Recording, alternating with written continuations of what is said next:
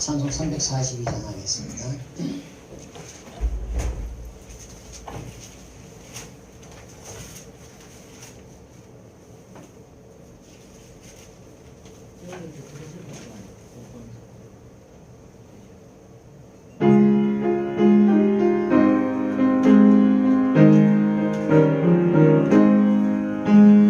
너 시험을 당해 죄 짓지 말고 너 용기를 다해 곧 물리치라.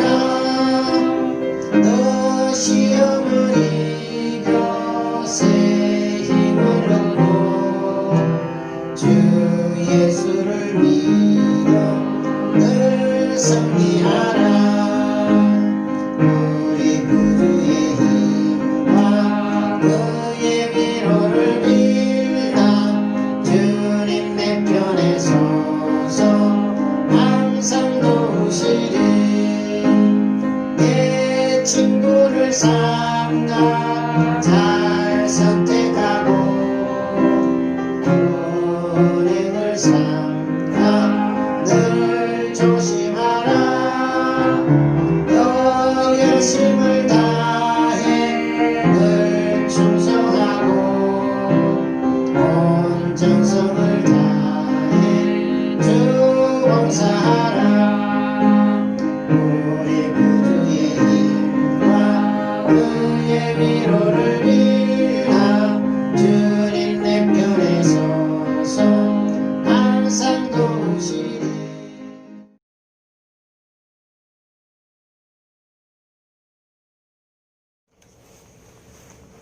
원풍기 꺼주셔도 되겠는데 이렇게.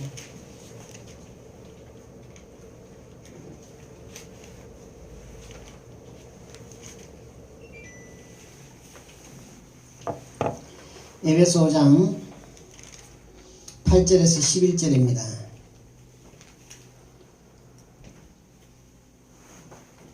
신약성경 315면에 있습니다. 페이지 옆에 적어놨습니다. 신약성경 315페이지.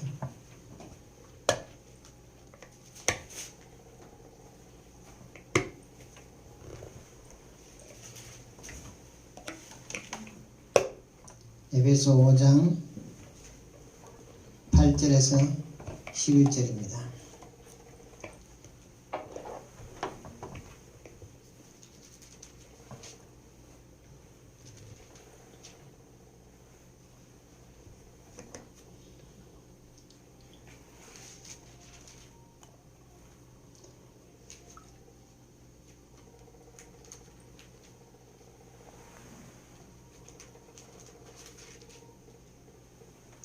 같이 합독하겠습니다. 시작. 너희가 전에는 어둠이더니 이제는 주 안에서 빛이라. 빛의 자녀들처럼 행하라. 빛의 열매는 모든 착함과 의로움과 진실함에 있느니라. 주를 기쁘시게 할 것이 무엇인가 시험하여 보라. 너희는 열매 없는 어둠의 일에 참여하지 말고 도리어 책망하라. 아멘. 기도합니다. 하나님 감사합니다. 오늘도 우리를 사랑하사 주님 은혜 가운데 거하게 하시고 또 말씀을 나눌 수 있는 복을 허락하시니 참으로 감사합니다. 오늘 말씀을 들을 때 우리에게 성령의 감동을 주셔서 하나님의 말씀 우리 안에 새겨지게 하시고 그 말씀을 의지하여 믿음으로 사는 자, 또 말씀을 따라 순종하는 자의 모습이 되게 도와주옵소서. 주님 앞에 올 때에 귀한 것을 준비하여 사오니 준비한 손길들마다 주님 축복하시고 하나님의 나라에 부족함이 없도록 성령께서 늘 인도하여 주시고 복을 허락하여 주옵소서.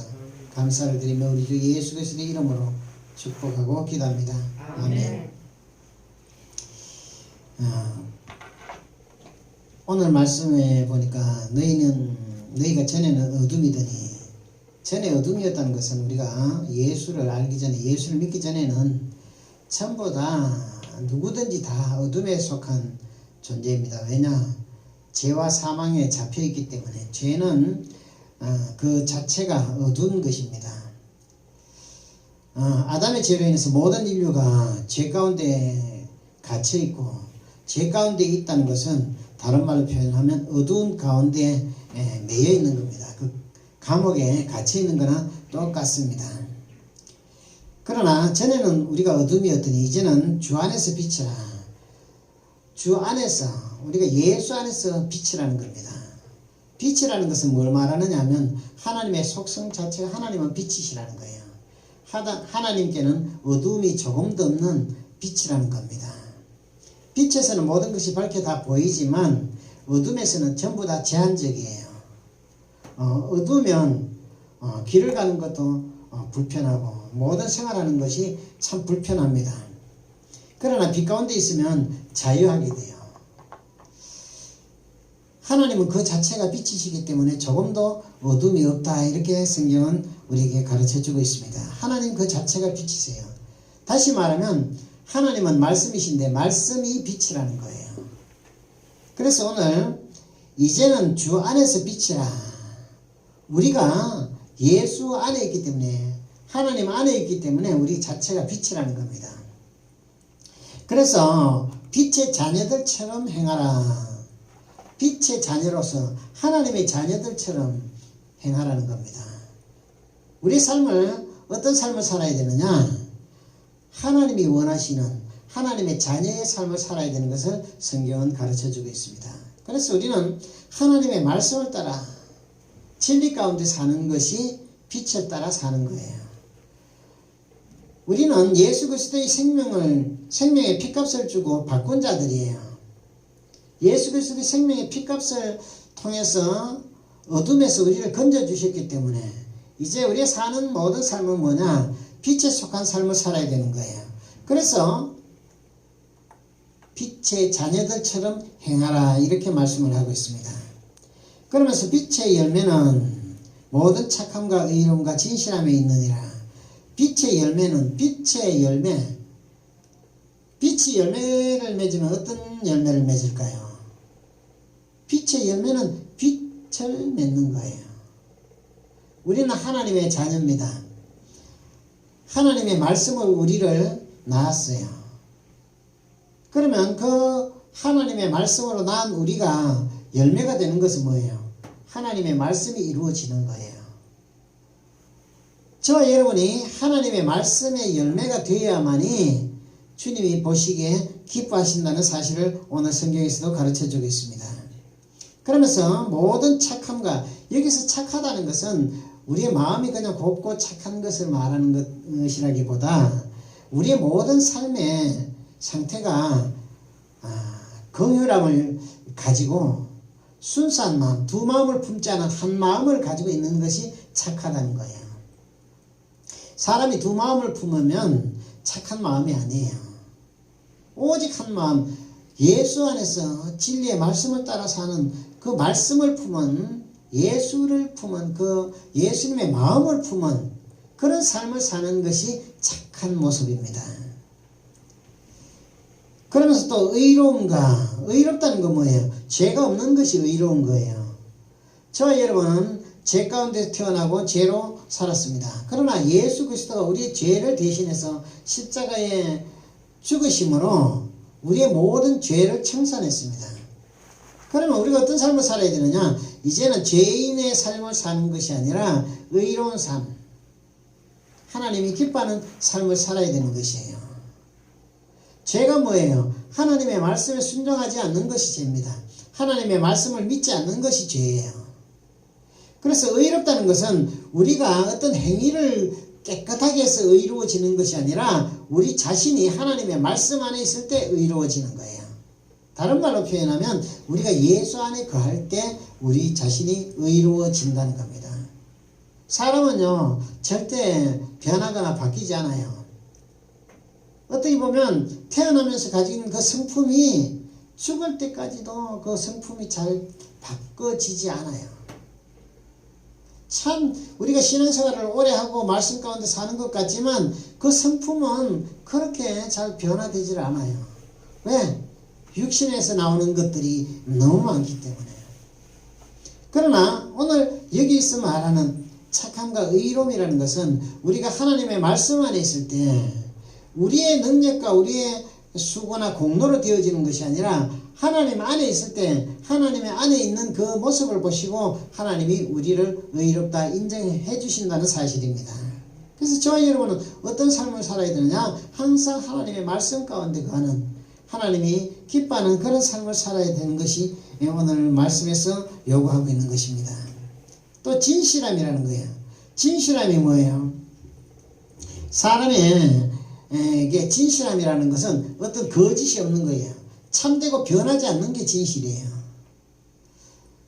우리는 살면서도 우리의 모습을 보면 시시각각 시간마다 변해요. 오늘은 좋았는데 내일은 기분이 나쁘고, 또 오늘은 저 사람이 참 좋았는데 어느 날 갑자기 저 사람이 싫어져요. 왜? 우리는 잘 변한다는 겁니다. 그러나 진실함이라는 것은 거짓이 없는, 참되고 변하지 않는 그런 것이 진실함이라는 거예요. 이 진실함도 우리의 힘으로 될 수 있는 것이 아닙니다. 우리가 하나님의 말씀 안에 있을 때, 예수 안에 있을 때 우리가 진실해지는 거예요. 왜? 주님이 진실하셨으니까 우리도 주님과 같이 진실한 삶을 살게 되는 것입니다. 그래서 오늘 성경에서 말하고 있는 9절에 나오는 모든 그 빛의 열매는 착함과 의로움과 진실함에 있다고 했는데, 이것은 어떤 것을 말하느냐? 한마디로 말하면 예수 그리스도를 닮은 모습을 가르쳐주고 있습니다. 다시 말하면 예수 그리스도의 성품을 가진 자들을 얘기하는 거예요. 조금 전에도 말씀을 드렸습니다. 우리가 하나님의 말씀을 통해서 그 씨를 우리 가운데 심었어요. 예수님의 생명의 씨를 우리 안에 심었어요. 그러면 그 씨가 자라서 열매가 맺히는 건 뭐예요? 결국은 예수 그리스도의 열매가 되어야 되는 거예요. 그죠? 그런데 예수 그리스도의 열매가 되지 않으면 온전한 열매라고 볼 수가 없는 것을 가르쳐 주겠습니다. 그래서 우리는 예수 그리스도의 씨가 우리 안에 심어졌기 때문에 우리의 성품도 예수님이 원하는 착함과 의로움과 진실함의 열매를 맺히는, 예수 그리스도의 성품의 열매가 맺히는 그런 삶을 살아야 되는 것입니다. 성경에 보면 주님께서 우리 마음 가운데 씨를 뿌리셨는데 말씀을 뿌렸다 했어요. 그럼 말씀을 뿌렸으면 열매가 맺혀야 되는 거예요. 그죠? 열매가 맺히지 못하면 어떻게 돼요? 바깥에 버리워지게 되는 것입니다. 열매가 되지 않으면 하나님이 원하는 창고에 들어갈 수 있는 방법이 없어요.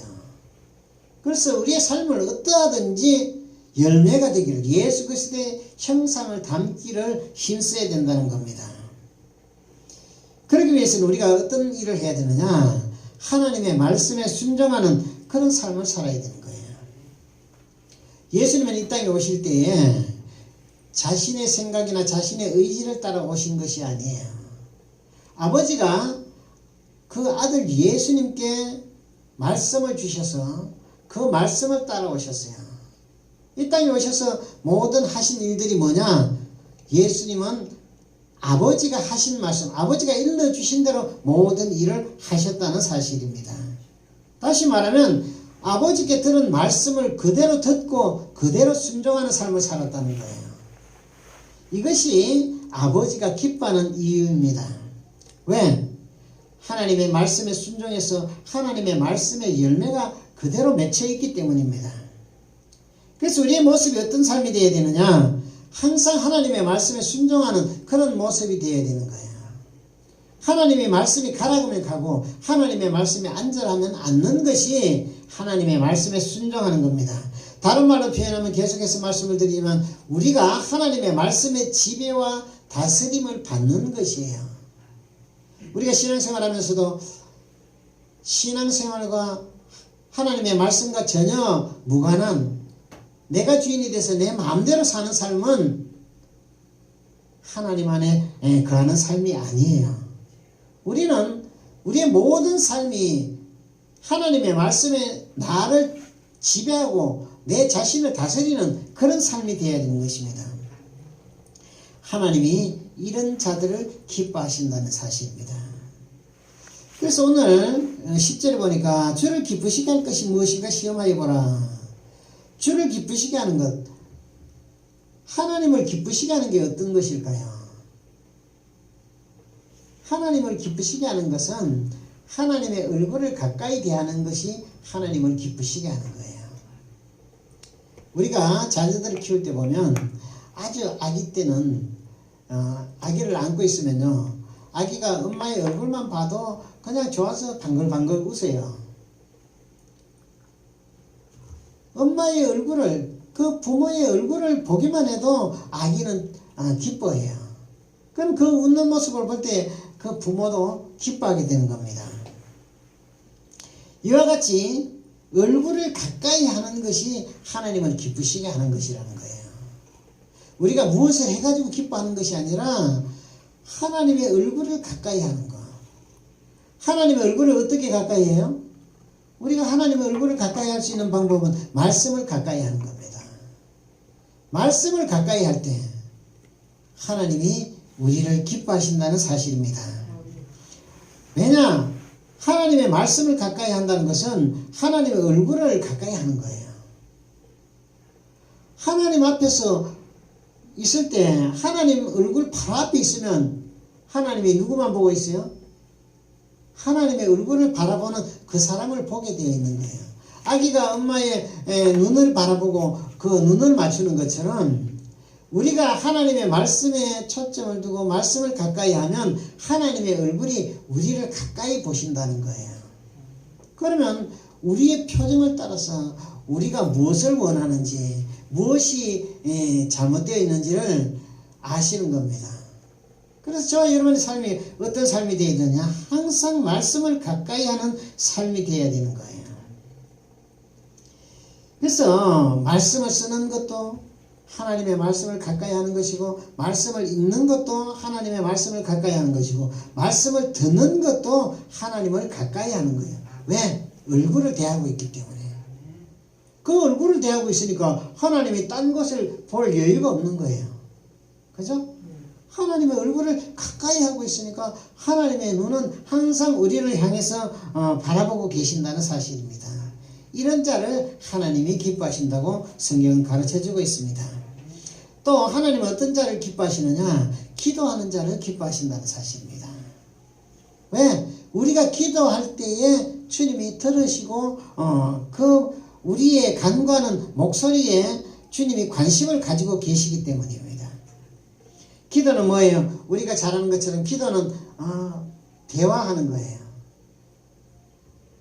엄마와 얼굴을 맞추고 아기가 옹알이를 하듯이 우리가 기도할 때에 주님은 우리의 얼굴을 맞추고 네가 무슨 말을 하고 있는지 주님은 듣기를 원하십니다. 그래서 기도할 때에 하나님이 기뻐하신다는 거예요. 연애를 할 때 만나서 아무 말도 안 하고 있으면 좋아요, 안 좋아요? 안 좋죠, 그죠? 사랑을 할 때는 만나면 말을 해야 되는 거예요. 그 사랑의 대화를 해야 되는 겁니다. 기도가 이와 같은 거예요. 마음에 있는 고백을 하는 것이 기도예요. 내 마음의 소원을 아뢰는 것이 기도예요.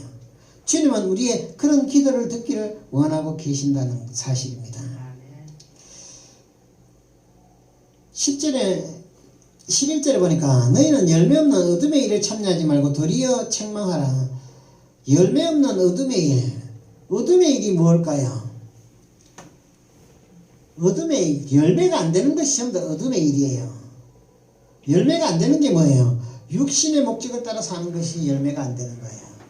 우리가 하나님의 말씀을 따라서 진리를 행할 때에 하나님 말씀 안에서 행하는 것이 열매가 되지만 하나님의 말씀을 따라서 육신의 목적을 가지고 육신이 원하는 방법으로 살면 육신이 요구하는 삶을 살게 되면 그것은 열매가 안 된다는 거예요. 왜? 주님 앞에 설 때는 그 육신의 모든 어떤 가꿔지는 그 열매들이 하나도 소용이 없기 때문입니다.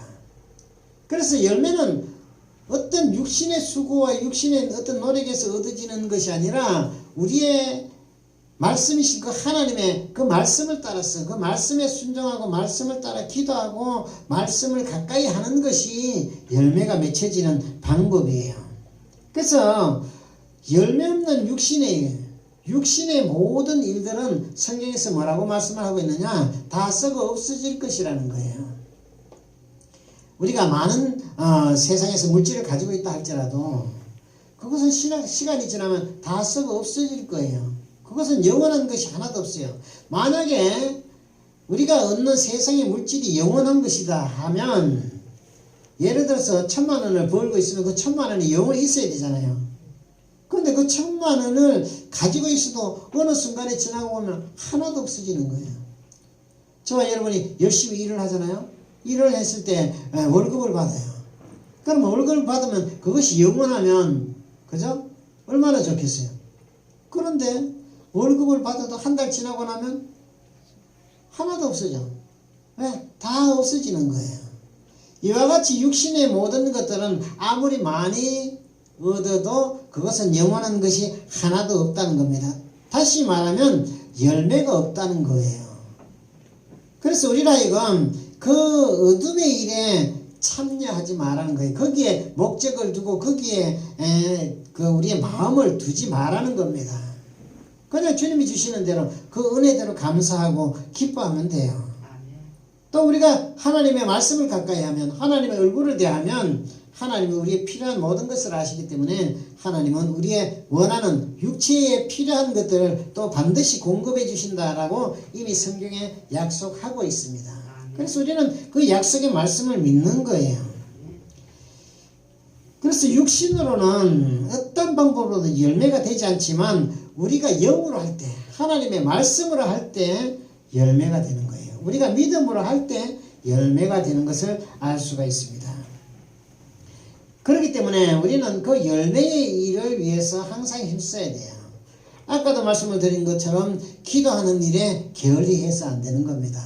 항상 우리는 기도하는 자세가 돼야 돼요. 또 말씀을 가까이 하는 일을 절대 게을리해서는 안 되는 겁니다. 왜? 말씀을 가까이 하지 않으면 우리가 열매를 맺을 수 있는 방법이 없기 때문입니다. 그리고 그 외에도 우리가 선교하는 일이라든지 물질로 봉사하는 일이라든지 이 모든 것에, 믿음으로 하는 모든 것에 힘써야 돼요. 우리가 그렇게 하는 것이 어떤 의미가 있느냐? 많이 심는 거예요. 우리가 농사를 지을 때도 많이 심으면 많이 거둬요. 그런데 적게 심으면 거두는 게 적어지는 거예요. 그죠? 한 평만 심으면 한 평에서만 거두는 거예요. 그러니까 우리가 주님 앞에 항상 많은 것을 심기를 힘써야 돼요. 무엇을 심든지 성경은 심은 것이 반드시 거두어진다라고 말씀을 하고 있어요. 그래서 우리가 기도하는 일, 말씀을 대하는 일, 헌금을 하는 일, 이 모든 일에 열심을 해야 되는 겁니다. 오직 믿음으로 해야 되는 거예요. 그것이 반드시 보상이 있기 때문입니다. 하나님과의 관계에서 되어지는 일, 하나님과의 관계에서 행하는 모든 일은 하나님이 반드시 거기에 대한 보상을 해주시는 것을 우리가 알 수가 있습니다. 그래서 우리가 심은 것을 거두게 되는 거예요. 무엇을 심든지. 우리가 기도를 심으면 우리가 환난 때에 그 기도의 효력이 나타나게 되어 있어요. 우리가 말씀을 가까이 하면 우리가 어떤 문제가 있을 때 그 말씀을 통해서 해결할 수 있는 능력이 주어지는 거예요. 얼마만큼 심었느냐, 얼마만큼 많이 가지고 있느냐에 따라서 거기에서 능력이 나오는 것이 틀리다는 거예요. 자, 보세요. 농사를 짓는데 백마지기 지은 사람은 그 백마지기에서 거두는 그 양식의 능력이 있는 거예요. 그죠? 그만큼의 힘이 있는 거예요. 그런데 한 마지기만 심으면 그 능력이 한 마지기 정도밖에 안 되는 거예요. 이와 같이 우리는 하나님 앞에 모든 것을 믿음으로 심어야 되는 거예요. 심어야 거두어지는 거예요. 우리가 귀찮다고 예를 들어서 씨 뿌리는 것을 멈춘다면 거둘 수가 없는 거예요. 성경에서 뭐라고 말씀하고 있어요? 이런 봄에 눈물을 흘리면서 씨를 뿌리는 자는 기쁨으로 단을 거둔다라고 말씀을 하고 있습니다. 우리는 모든 일에 씨를 뿌려야 돼요. 많이 뿌려야 많이 거두게 되는 거예요. 이것이 하나님의 법칙입니다. 무엇을 심든지 하나님의 말씀 안에서 심어야 되는 거예요.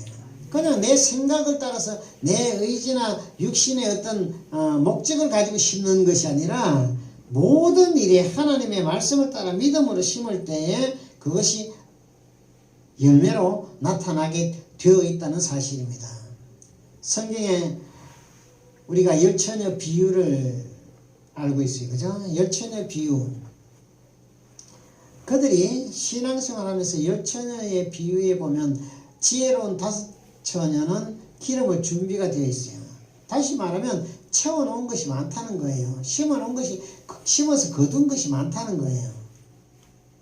그런데 5처녀는 불행하게도 심은 것이 없기 때문에 그 안에 채울 기름이 없는 거예요.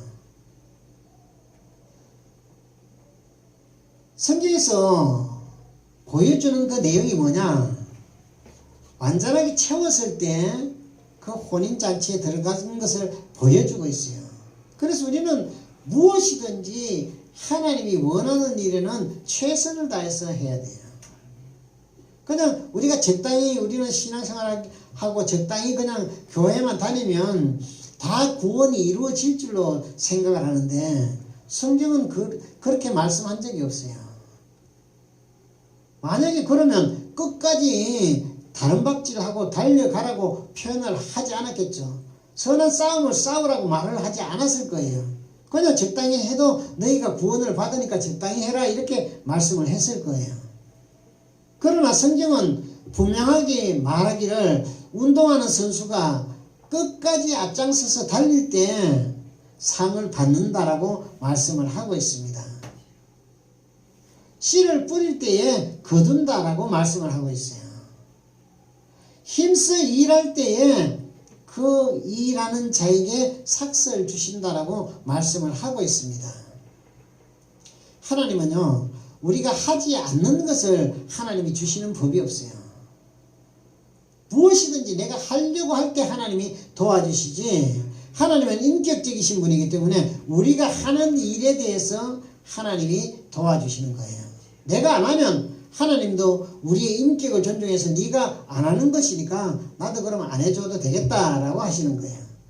그러나 우리가 하나님의 말씀을 의지해서 믿음으로 하려고 할 때 하나님이 도와주시는 거예요. 성경에 보면 게으른 것은 악하다고 표현을 하고 있어요. 게으른 건 뭐예요? 일을 하지 않는 것이 게으른 거예요. 기도하지 않는 것이 게으른 거예요. 말씀을 가까이 하지 않는 것이 게으른 거예요. 주님 앞에 열심을 다해 충성을 다하지 않는 것이 게으른 거예요. 주님 보시기에는 우리가 생각하기는 그냥 안 해도 그냥 교회만 다니면 될 걸로 생각을 하지만 성경은 하지 않으면 게으르다라고 표현을 하고 있습니다. 저와 여러분, 우리가 이 땅에 사는 날 동안 육신을 가지고 있을 때에 이게 기회예요. 지금 할 수 있는 기회예요. 우리의 육신의 생명이 깨지면 그 이후에는 더 이상 할 수도 준비할 수 있는 방법도 없는 것입니다. 그렇기 때문에 우리는 항상 기도하는 일, 항상 말씀을 가까이 하는 일, 항상 주님 앞에 심는 일에 최선을 다해야 돼요. 그럴 때 우리의 창고가 채워지게 되고 우리가 온전한 열매로 주님 앞에 설 수 있게 되는 것입니다. 저와 여러분, 우리의 삶이 그런 멋있는 삶이 되어서 주님 앞에 설 때에 칭찬받고 위로함을 받는 복된 사람들이 다 되시기를 축복합니다. 아멘. 사랑이 많으신 아버지, 은혜를 감사하고 감사합니다. 오늘도 우리를 사랑하셔서 부르시고 귀한 생명의 말씀을 허락하여 주신 것을 감사합니다. 이 말씀이 우리 안에 새겨져 이 말씀에 순종하는 삶이 되게 하시고 이 말씀대로 행하는 우리의 믿음이 되게 도와주옵소서. 어느 곳에 있든지 무엇을 하든지 하나님이 기뻐하는 일이라면 힘써 충성을 다하는 우리의 모습들이 되게 도와주옵소서. 감사를 드리며 우리 주 예수 그리스도의 이름으로 축복하고 기도합니다. 아멘.